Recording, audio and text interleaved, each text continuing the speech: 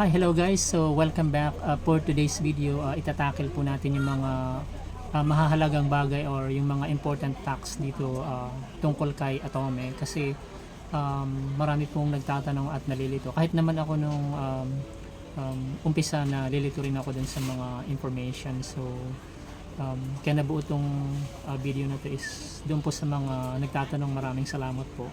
And doon po sa mga iba pang magtatanong pa lang, so sa mga nalilito kasi bago pa dito kay Atomic Coin.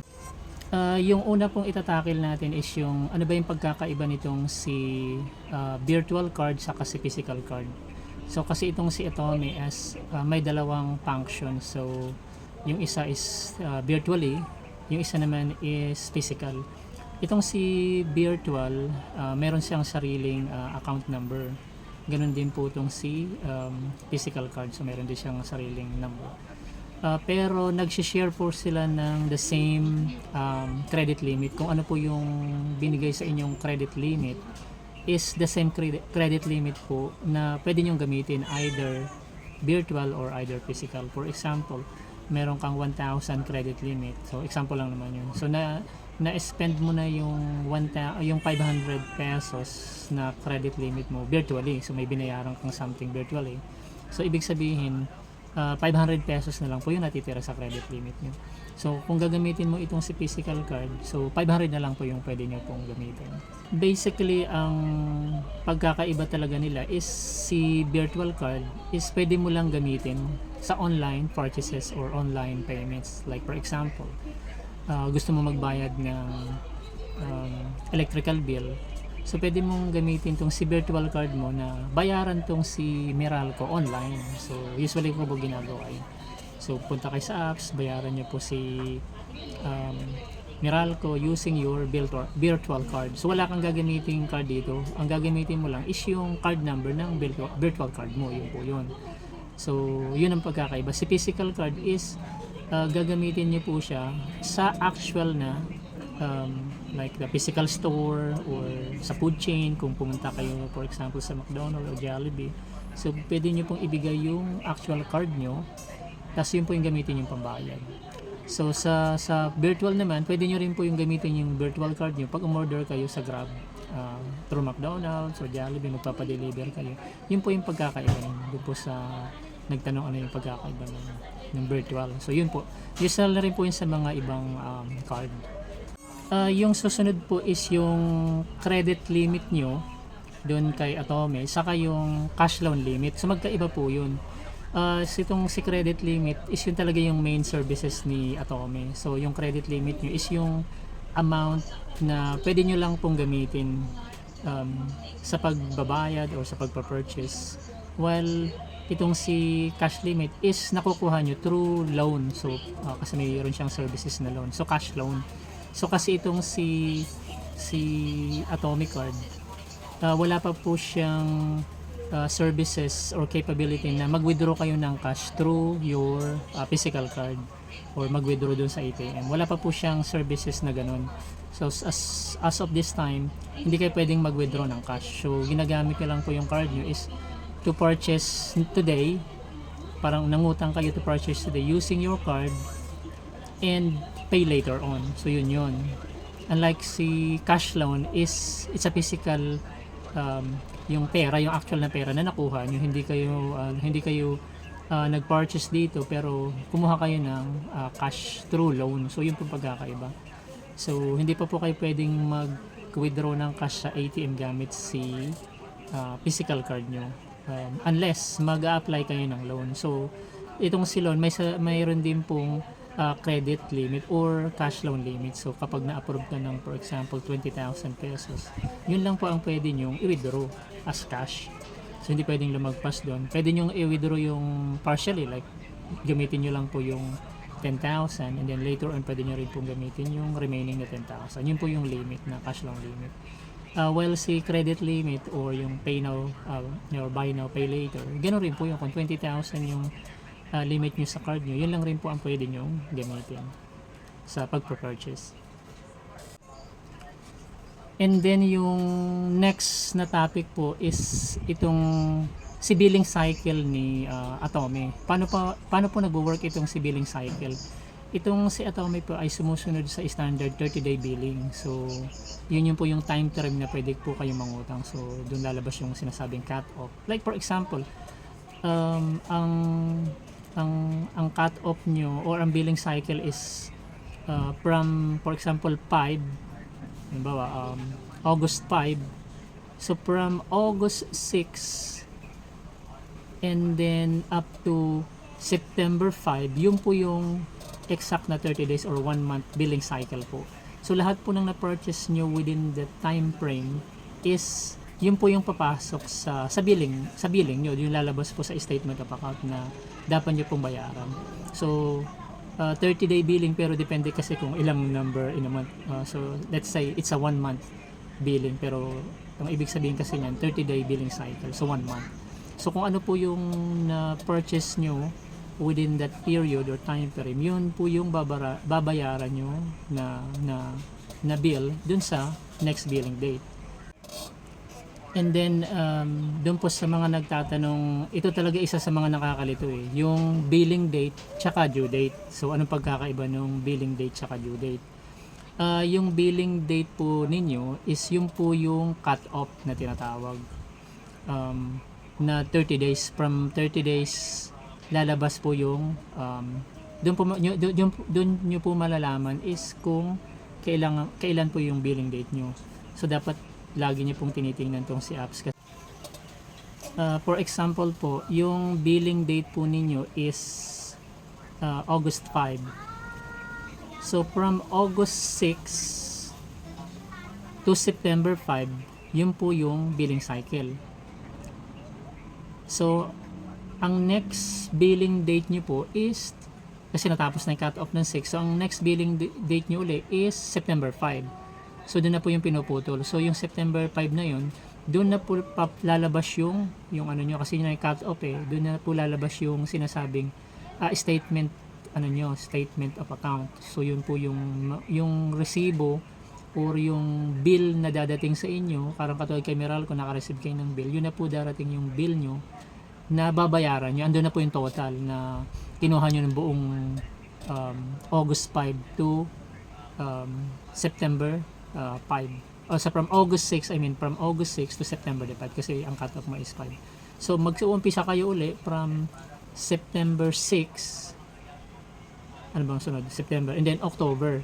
So October the 5th. So every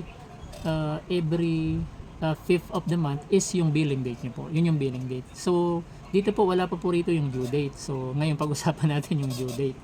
Ngayon pag na-receive nyo po yung billing date nyo ng let's say September 5, dumating na yung billing nyo dun sa apps nyo, ito po yung babayaran mo. Halimbawa 1,000 pesos yung nagastos nyo buong cut off or buong cycle.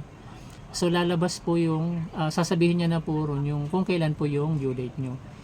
And itong si Atome po is mayroong 10 days grace period. So kung na-receive nyo yung billing date nyo ng August 5, so ang nakalagay doon August 15 would be your due date. So dapat bayaran nyo na yung yung utang nyo bago mag due date. Yun po yung due date. Doon na po kayo mape-penalty kapag lumagpas na kayo ng due date. So dapat 10 days yun po yung grace period. Kaya yung sinasabi ni Atome na 40 days na walang charges. So pwede kayo mangutang and then 40 days, up to 40 days na walang charges. So kasi meron siyang grace period na 10 days. So once again guys, pabalik tayo. So na-receive nyo yung like example yung bill nyo ng August, yung statement date nyo ng August 5. So plus 10 days yan yung po yung due date nyo po. Yun po, sample lang naman po yun. Magkakaiba po tayo ng billing date saka due date. And then sunod po yung billed saka unbilled. Makikita niyo po yun sa apps. And then si installment. Ito guys, si billed, ito po yung yung amount na makikita niyo sa apps niyo na na-accumulate na, ibig sabihin nandiyan na yung due date nyo. So itong si billed, ito po yung total amount na babayaran nyo doon sa darating na due date nyo. So yun po yung billed, kasi na-build na siya, ibig sabihin na process na close na ni ano nyo, yung mga total na mga na purchase nyo na credit nyo. So niya po yung billed. So makikita nyo na yung actual amount na dapat nyong bayaran sa due date nyo. And then ito namang si unbilled is partially pa lang po yan. Pwede nyo na rin po yung bayaran kahit hindi pa dumating yung statement date nyo, kaya hindi pa dumating yung yung cut off. Ibig sabihin hindi pa siya na totally close, so pwede nyo po siyang dagdagan pa. So dun sa build meron na siyang makikita nyo na yung due date nyo, pero sa unbilled di nyo makikita yung due date nyo. Ibig sabihin hindi pa siya lalabas sa receipt, wala pa siyang statement. So pwede nyo pa po yung dagdagan. So si unbilled is pwede nyo na po rin siyang bayaran in advance kasi may nakalagay na po ron na like pay early. So makikita nyo yung button na pwede nyo na pong i-click na pay in advance or pay early. So yun po yung pagkakaiba nun. Pagkatapos ngayon, dito na po lalabas si tinatawag na installment kasi doon po sa mga nagtatanong, paano po ba mag-install installment o paano po i-split yung payment po. Ito pong si installment option or si installment button is lumalabas lang po siya pag dumating na po yung billing date nyo po, pag natapos ng cut off. Ibig sabihin, nakalagay na siya sa build. So, ibig sabihin, na-receive nyo na po yung dapat yung bayaran. Kasi, lumalabas lang po siya sa period ng after ng billing cycle at 30 days. So, pag dumating na yung bill nyo. So, between ng billing date at saka ng due date nyo po. Yun po si installment. So, bago mag-due date, kung gusto nyo po i-split, pwede nyo po hati-hatiin yung yung utang nyo. For example, 900 pesos yung na utang nyo, tapos na build na siya, dumating na yung bill nyo 900. So bago mag due date po, pwede nyo po siyang i-installment po. Kung halimbawa wala kayong pambayad, so bago po mag due date, pwede po kayo mamili ng for example 3 months yung napili nyo, 9 months or 6 months. So let's say 3 months. So pwede nyo po siya i-click po yung installment plan to 3 months. So magiging 300 po yon, so per month. So ibig sabihin nun, hinati nyo siya sa tatlo. Pero dito guys, itong installment services facility ni Atome, may charges po ito. So kapag ginamit niyo po yung services na yan, diyan na po siya magkakaroon ng charges. So tinatawag yung interest. So unlike kapag binayaran mo siya ng ng full before due date nyo, wala pong interest yun.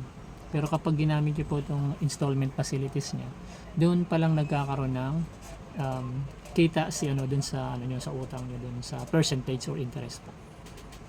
Yun nga guys, so far yun po yung mga important facts about dito kay Atome. Doon po yan na doon po sa mga nagtatanong or nagtanong sa akin about doon sa mga information na yun. So para sa iba na hindi pa na-encounter po yun or gusto malaman po, yun po yung mga important things na dapat malaman nyo kay Atome. And then in addition pala dun sa naalala ko dun sa may mga ilang nagtanong ano pong mangyayari kung kung na-miss niyo po yung payment. Siyempre usual na po yung kapag lumagpas kayo sa due date. Ang impact po kasi it's either na i-press ni yung card nyo or mabawasan po kayo ng credit limit. Kasi po ito yung nagbe-base kasi sila sa trust sa inyo po. Kasi physical hindi man kayo nagkikita ng nitong si bangko. So tinitingnan lang po niya yung yung performance niyo, kung magaling kayong magbayad.